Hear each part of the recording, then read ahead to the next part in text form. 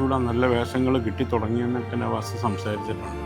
ഇപ്പോഴും അവൻ ചെയ്യുന്ന വേഷങ്ങളൊക്കെ നല്ല മനസ്സിനോട് ചേർന്ന് നിൽക്കുന്ന സീരിയസ് വേഷങ്ങൾ ഇപ്പോൾ ആൾ ചെയ്ത് തുടങ്ങിയപ്പോഴത്തേക്കും തന്നെ ഒരു എന്താ പറയുക, മണ്ട വെട്ടിക്കളയുന്ന നടക്കാത്തൊരവസ്ഥയിൽ അത് അങ്ങ് ചെത്തിക്കളയുന്നത് പോലെ അവൻ്റെ ജീവൻ കൊണ്ടുപോയപ്പോഴത്തേക്ക് അവനെ മനസ്സുകൊണ്ട് ഇപ്പോഴും ഇവിടെ തന്നെ ഇങ്ങനെ നിൽക്കുകയാണ്. അവന് ശരിക്കും ഇവിടെ നിന്നും പെട്ടെന്നൊന്നും പോകാൻ പറ്റാത്തൊരവസ്ഥയാണ്. കാര്യം ആ വർക്ക് കംപ്ലീറ്റ് ചെയ്യാതെ പോയേക്കുകയാണല്ലോ അവിടെ.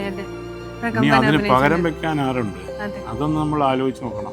പിന്നെ അവരുടെ വീട്ടുകാരുടെ ഏറ്റവും ബോണ്ടിങ് ആയിട്ടുള്ള ഒരു കുടുംബമാണ്. എപ്പോഴും കെയർ ചെയ്യാൻ അവർ ബാക്കിയുള്ള ഫാമിലി ആയിട്ടാണ് എപ്പോഴും നമ്മൾ കാണുന്നത്.